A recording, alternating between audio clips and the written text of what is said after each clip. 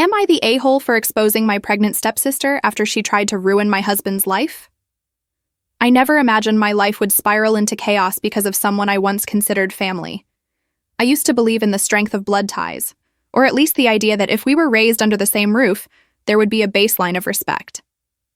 But that belief shattered the day my pregnant stepsister, Ella, tried to ruin everything I had built with my husband. Ella wasn't always like this. Growing up, she was the quiet one, a little reserved, but never cruel. After her mom married my dad, we coexisted peacefully. Nothing more, nothing less.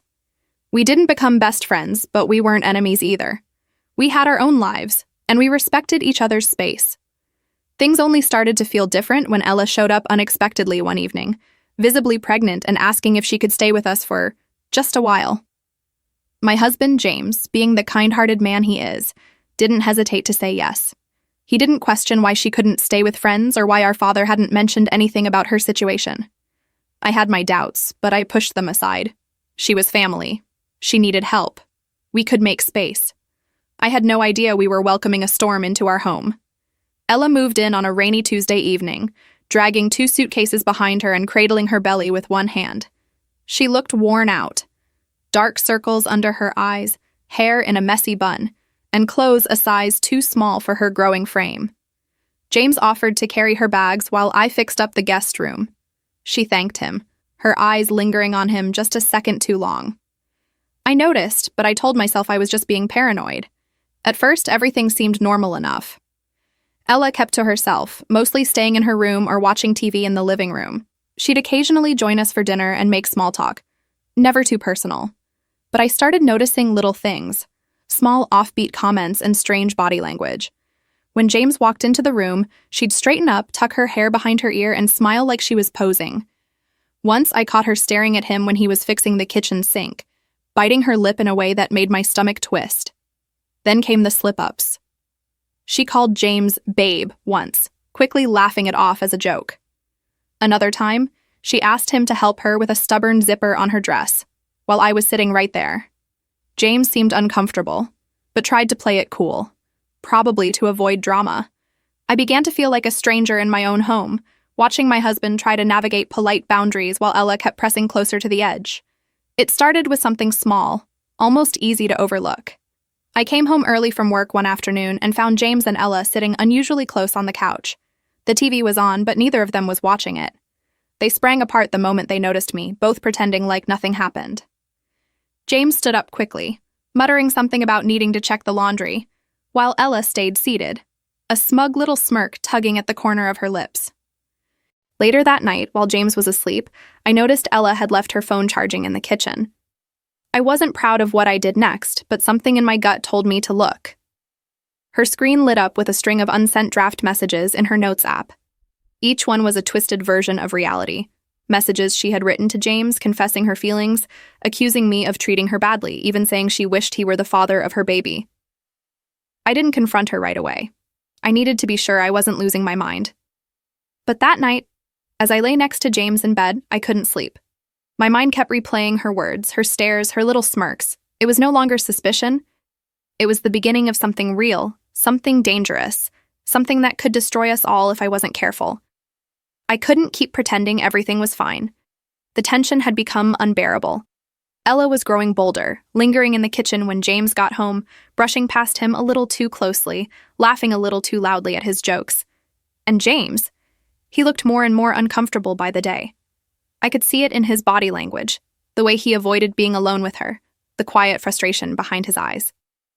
So one evening, after dinner, I asked James to stay in the living room while I went to speak with Ella in her room.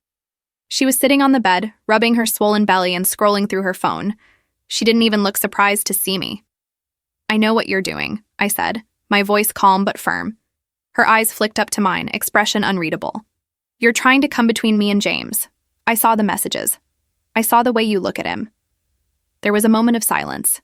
Then she laughed, a bitter, sharp sound. "You think I want your boring little husband? He's the one who's been flirting, always being kind, always acting like he's better than me, like I'm trash. You're pregnant, Ella. You should be focusing on yourself and the baby, not trying to seduce my husband." She stood slowly, eyes narrowing. "He wants me. He's just too scared to admit it. I took a step back. You need help, and if you keep pushing this, I will have no choice but to tell everyone what you're doing. That was when her face changed, anger replaced by something colder. Calculating. She sat back down, smiled faintly, and said, "Fine. But just remember, when things fall apart, it won't be because of me. It'll be because you didn't trust him." I left the room shaking. I had stood my ground, but I knew this wasn't over. She wasn't done yet. After my confrontation with Ella, things took an even darker turn. I thought that standing up to her would bring some relief, but instead, it only seemed to escalate the situation. Over the next few days, the tension at home became unbearable. Ella started subtly manipulating the people around us, planting seeds of doubt in James's mind and acting as though she were the victim. Her pregnancy became her weapon. Everyone around her started to pity her. James noticed her behavior, but he was unsure of how to handle the situation. He had always been someone who wanted to keep the peace, especially since Ella was family now, and I could see that his natural instinct was to try to be understanding. But that understanding was only allowing Ella to get deeper under his skin, and it made me feel like I was losing him. One evening, I caught her leaving James's office, her hand lingering on his arm just a little too long. My heart sank. She was playing her cards so well, pretending to be vulnerable while wearing a mask of innocence. But in that moment, I realized how much more insidious her plan was. I knew I had to take action. I couldn't let her get away with it anymore. So, I decided to take matters into my own hands and set a trap, something that would show James exactly what she was doing without any doubt. I started carefully keeping track of the messages she sent him and even managed to get her to open up to me, thinking I was still the sister-in-law who didn't suspect a thing. I played along, letting her think she was winning, but I was collecting evidence that would expose her lies. In the meantime, I started becoming more distant with James. I knew it was dangerous, but I wanted to make him see that I wasn't going to put up with this any longer. I knew that the only way to really get his attention was to let him see how her manipulation was affecting our relationship. It worked. James started to notice the distance between us. He became more attentive, more protective, but I also saw the guilt in his eyes. He couldn't fully comprehend that his kindness had given Ella the opening she needed, but I was certain he was starting to realize just how deep her intentions went. The moment of truth was approaching. I was finally ready to confront Ella, not just with words, but with irrefutable proof of her games. And when I did, she would no longer be able to deny it. The day I had been preparing for finally arrived. I had gathered everything, every text message, every subtle manipulation, every lie that Ella had spun over the past few weeks. I knew it was time to end this once and for all. I couldn't allow her to ruin my marriage any longer, and I couldn't sit idly by while she made James feel guilty for things he hadn't even done. James was away for the day, which gave me the perfect opportunity to confront Ella without him around. I waited for her to come over to the house as she often did. When she walked in, I could immediately feel the tension in the air. She had no idea what I was about to reveal. I led her into the living room and, without wasting any time, I placed all of the evidence in front of her, screenshots of the messages she had sent James, along with the ones she had sent me, pretending to be the victim. I also showed her the recordings I had made during our conversations when she had tried to manipulate me into feeling sorry for her. Her pregnancy, her emotional outbursts, and her fake smiles, it was all there. Ella's expression faltered. For a moment, she looked genuinely shocked, but only for a brief second before her mask slipped back into place. She tried to play it cool, as though none of it mattered. "You think I'm doing this to hurt you?" she asked with a sneer. "You really think I want to break up your perfect little marriage?" I was done playing nice. I stepped closer, staring her down. "You're not some innocent, pregnant woman just looking for sympathy. You're a manipulative liar, and you've been trying to ruin everything I have." Ella's eyes flashed with anger, but she quickly regained her composure. "You can't prove anything," she said coldly, her voice dripping with venom. "You think James will believe you over me? He's already shown me more kindness than he ever showed you. What makes you think he's going to believe your version of things?" It was then that I realized the extent of Ella's control over James. She had wormed her way into his life so deeply that she genuinely believed she could tear us apart with ease. But I wasn't about to let her win. Not this time. I don't need him to believe me right now, I said, my voice firm and unwavering. Because I'm not doing this for him. I'm doing this for me. I'm doing this because I deserve a life free of your manipulation. And I'm doing this because James deserves the truth.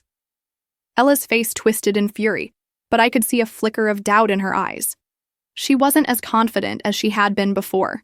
The foundation of her lies was crumbling, and there was no way she could wiggle out of this now. Just as I was about to say more, the door opened and James walked in.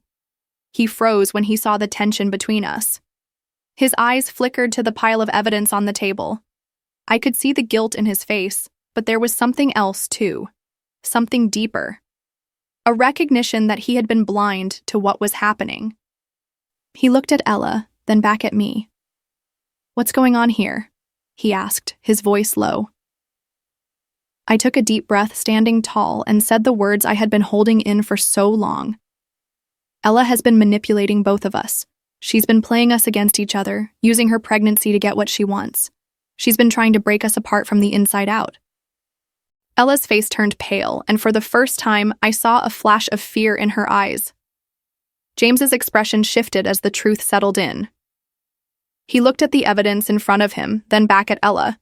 His voice was stern, filled with disappointment. "Is this true?" Ella abrió su boca para protestar, pero las palabras no llegaron. She knew she had been caught. There was no more room for lies. "I never meant for any of this to happen," she said, her voice shaking.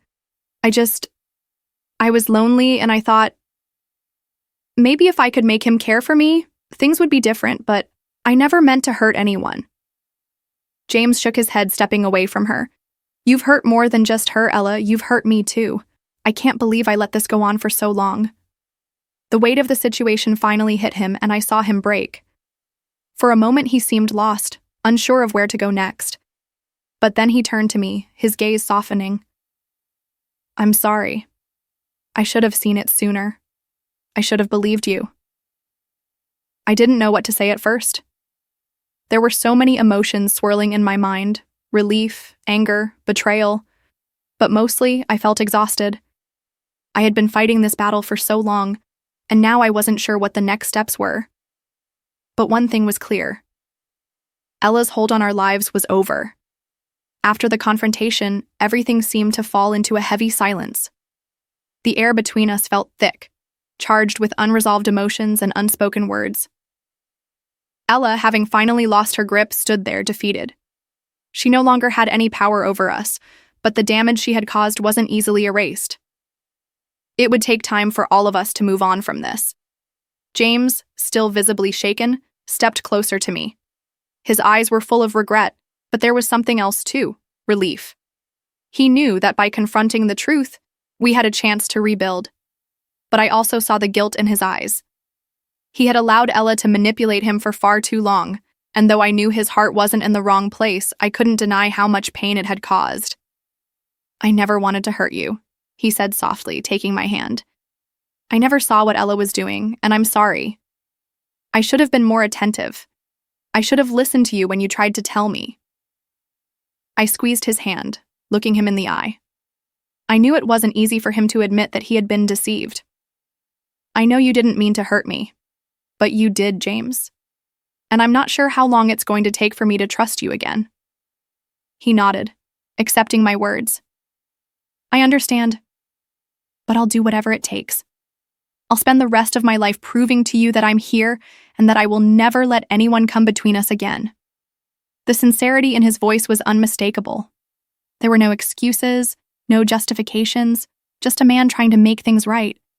But I also knew that trust wasn't something that could be fixed overnight. We would have to rebuild from the ground up, and that was going to take time.